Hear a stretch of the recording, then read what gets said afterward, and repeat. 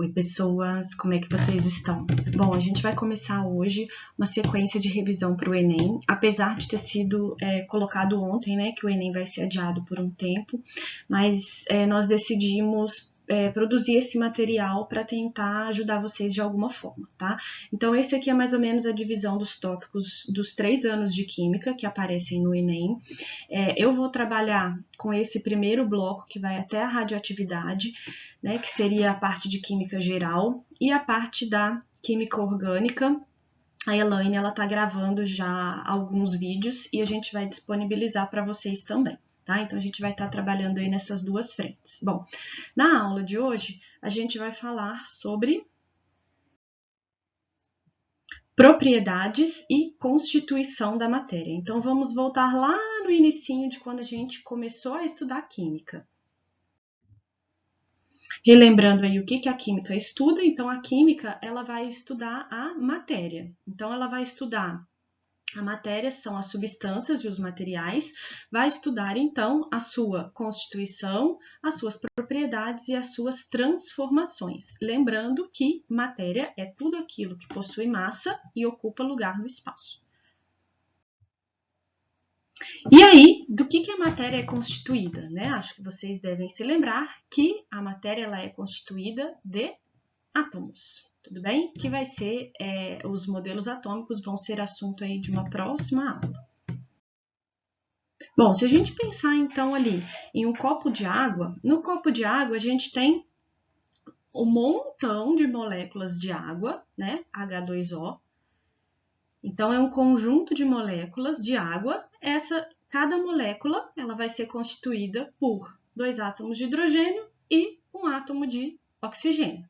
Nada de novo, né, gente? Relembrando aí os nomes, então a água, ela é uma substância, tá? Muita gente chama de substância pura, mas a partir do momento que é uma substância, a gente já está dizendo que ela é pura, quer dizer, todas as moléculas que constituem esse sistema, elas são iguais, né? Então, esse conjuntinho definido de átomos, que são os 2 de hidrogênio e 1 de oxigênio, é uma molécula. O hidrogênio e o oxigênio são chamados de elementos químicos, né? Cada hidrogênio, cada oxigênio vai ser um átomo, tudo bem? Os elementos químicos, não existe um número infinito de elementos químicos, né? A gente tem um número finito. Quais são os elementos químicos que existem? Todos esses que estão aí organizados na tabela periódica, tá? E aí, esses elementos, sim, vão se combinar de diferentes maneiras, que nós vamos ver lá de acordo com as ligações químicas, né? Se combinam, então, de diferentes maneiras para formar aí, sim, infinitas possibilidades de substâncias. Lembrando que cada elemento químico vai ter um símbolo. Esse símbolo, ele começa sempre, né? Ele tem um nome, um símbolo. Esse símbolo, ele vai começar sempre com uma letra maiúscula. E quando forem 2 letras, a letra em sequência é uma letra minúscula. Bom, e aí quando a gente consegue classificar, então, as substâncias, né? A gente consegue classificar as substâncias de acordo com o tipo de átomo que tem nessa substância. Então, pelas fórmulas das substâncias, a gente vai conseguir fazer essa classificação. Quando a gente tem substâncias onde estão presentes apenas um tipo de elemento químico, a gente fala que é uma substância simples. Quando a gente tem substâncias onde eu tenho mais de um elemento químico, aí vão ser as substâncias compostas. Isso a gente vai conseguir ver na fórmula, certo?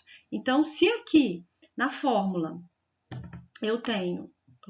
se aqui na fórmula eu vejo que eu tenho somente um elemento, né? Aqui só tem hidrogênio, aqui só nitrogênio, aqui somente oxigênio, aqui somente oxigênio de novo, eu vou ter uma substância simples. Se eu tenho mais de um elemento, eu vou ter uma substância composta. Lembrando aqui que no caso de oxigênio, gás oxigênio e gás ozônio são substâncias diferentes, com fórmulas diferentes, estruturas diferentes, tá? E, enfim, isso vai gerar uma série de propriedades diferentes. mas as duas têm átomos de oxigênio. No caso do gás oxigênio são 2, O2, e do gás ozônio são 3, O3. Esse fenômeno é chamado de alotropia, tá? Quando a gente tem substâncias diferentes, né? Substâncias simples diferentes compostas pelo mesmo elemento químico. Mas como que a gente faz, então, para diferenciar as substâncias? Então, se eu tiver água e se eu tiver álcool, né? São dois líquidos incolores, como que a gente vai fazer a diferenciação? Lembrando que a gente chega lá no laboratório, a gente não pode meter nosso narigão lá dentro da amostra para ver, é água, é álcool, né? Então, a gente vai precisar usar uma outra coisa, que são as propriedades físicas da matéria. Então, as substâncias elas são caracterizadas por um conjunto de propriedades físicas específicas. Nessa revisão, né, nessa material de hoje, a gente vai destacar as seguintes propriedades: ponto de fusão, ponto de ebulição e densidade. Para a gente falar então de ponto de fusão e ponto de ebulição, vamos relembrar um pouquinho aí dos estados físicos, né? Então, são 3 estados físicos: sólido, líquido e gasoso. E a diferença entre esses estados, ela vai se dar na forma como essas moléculas, elas estão, né? Esses constituintes da amostra, né? Da substância, eles estão organizados. Então, quando eu tenho um estado sólido, eles estão muito próximos e muito organizados. Então, a forma é constante e o volume também é constante, né? Gelo, uma vez que você tem um cubinho de gelo, ele vai ter aquela forma e aquele volume, certo? No estado líquido, tá? No estado líquido, a diferença é que eles estão próximos, porém eles estão com menos organização. Então, o volume é constante, mas a forma é variável. Então, se eu pensar em água líquida, um determinado volume, 500 ml de água líquida, se eu colocar numa garrafinha ou se eu colocar numa bacia, né, a forma vai variar, mas o volume vai ser o mesmo. Já nos gases, os constituintes, eles estão distantes e desorganizados. Então, o gás, ele vai sempre ocupar. Agora, por exemplo, se eu tenho vapor de água, né? Ele vai sempre ocupar o volume do recipiente onde ele está, tá? Ele vai ocupar todo esse volume. Então, a forma é variável e o volume também é variável. Essas são características bastante importantes da gente relembrar sobre os estados físicos da matéria. E agora, então, relembrando os nomes das transformações. Quando a gente passa de sólido para líquido é fusão. Quando eu passo de líquido para gasoso é uma vaporização. Quando eu volto do gasoso para o líquido é uma liquefação ou uma condensação. E quando eu passo do líquido para o sólido é uma solidificação. Se a mudança for direto do sólido para o gasoso, isso se chama sublimação. Lembraram? Acho que sim, né? Bom, e aí as temperaturas, então, que são as características importantes das substâncias para a gente fazer essa diferenciação, as temperaturas onde ocorre a fusão, ponto de fusão, e temperatura onde ocorre a ebulição. Tudo bem? Bom, então, dependendo aqui de eu ter o ponto de fusão e o ponto de ebulição de uma substância, eu consigo saber em qual estado físico essa substância está em qualquer temperatura, tá? Então, por exemplo, se eu pegar aqui, vamos escolher o 25 graus, né? Que é considerado aí como temperatura ambiente padrão, né? De se considerar. Então, 25 graus, tá? Eu vou considerar o ferro. O ferro ele está a 1538 graus Celsius, é o ponto de fusão dele, e 2.862 graus Celsius é o ponto de ebulição do ferro, tá? E aí eu vou localizar aqui dentro dessa linha onde está a temperatura de interesse. Então, a temperatura que eu estou falando é 25 graus Celsius, ela está abaixo de 1538. Então, o ferro a 25 graus ele é sólido. A água eu tenho 0 e 100. O 25 graus ele está aqui no meio, entre 0 e 100. Então, a substância está no estado líquido, a 25 graus. O metano é menos 182 e menos 162. 25, então, ele vai estar acima do menos 162. Então, se o 25 ele está acima, ele vai estar aqui no estado gasoso a 25 graus Celsius. E aí, isso aí a gente pode fazer para qualquer substância, tá? Em exercícios de vestibular, vai aparecer uma questão só disso, só para responder isso?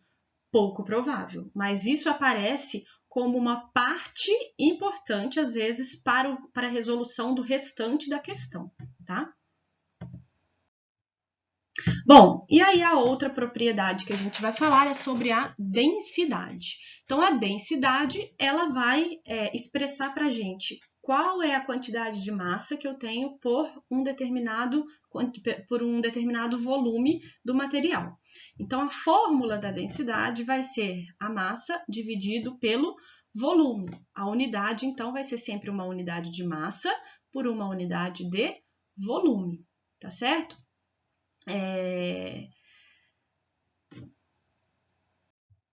E aí a densidade, ela vai depender do material. Então, aqui nessa tabelinha, a gente percebe que para cada material eu tenho uma densidade diferente, tá? Então, eu consigo fazer as comparações aí, usando, né, os valores que são tabelados. E depende também da temperatura. Então, em cada temperatura, ele vai ter uma densidade diferente. Por quê? Porque o volume vai variar de acordo com a temperatura. Então, a água, né? A densidade do gelo é diferente da densidade da água líquida. Então, a densidade do gelo ela é menor do que da água líquida, tá? Isso vai diferenciar do restante das substâncias. Geralmente, a densidade ela aumenta, tá? Quando eu tenho uma temperatura menor. No caso aqui, uma temperatura menor está me dando também uma densidade menor. Por quê? A água tem um comportamento diferenciado. Vocês já colocaram uma garrafa de água no congelador e a garrafa arrebentou? Provável que sim, né? Muitos já me disseram que sim. Por que acontece isso? Porque quando a água passa para o estado sólido, né? Aquela organização das moléculas de água, ela vai ser tamanha que isso vai fazer com que essa estrutura aumente. Então, por isso que a sua garrafa aumentou, porque de líquido para sólido ela aumentou. Com as outras substâncias vai ser o processo inverso, e aí, consequentemente, a gente tem um resultado diferente disso na densidade. Bom, quando a gente pensa aí em densidade e flutuação, quem fica em cima, quem afunda, quem flutua, tá? Vamos relembrar isso bem rapidinho. É mais fácil eu boiar na água do mar ou da piscina? O gelo boia ou o gelo afunda? O que acontece quando a gente mistura água e óleo? Tudo isso vai depender da gente olhar os valores de densidade, tá? Lembrando sempre que quem vai para o fundo? Aquele que for mais denso. Então, vai ser mais fácil eu boiar na água do mar ou na água da piscina? Vai ser diferente, porque a densidade da água salgada é maior do que a densidade da água pura, tá? Então, na água do mar vai ser mais fácil, porque pela água ser mais densa, ela vai te sustentar melhor, vai ter a ver lá com o empuxo lá na física, né? O gelo boia ou afunda? Depende. Se a gente colocar gelo em água líquida, ele é menos denso, então ele vai boiar. Se a gente colocar gelo em álcool, ele vai ser mais denso que o álcool, então ele vai afundar. E aí a gente sempre vai fazer essa comparação para ver isso, tá? E quando a gente mistura água e óleo, o que vai acontecer? Quem vai ficar por cima? A gente já sabe, não se misturam. Quem fica por cima? Quem vai ficar por cima é o menos denso, que no caso é o óleo. Uma questão importante que a gente vai ver depois nos exercícios é que a gente tem, quando a gente tem uma mistura, tá? E quando a gente tem uma mistura, aí a gente vai fazer uma média ponderada. Isso vai ser muito importante quando a gente for trabalhar com controle de qualidade de combustíveis, que é um tema frequente nos vestibulares. Por quê? Né? Depois eu vou resolver um exercício mostrando isso aí.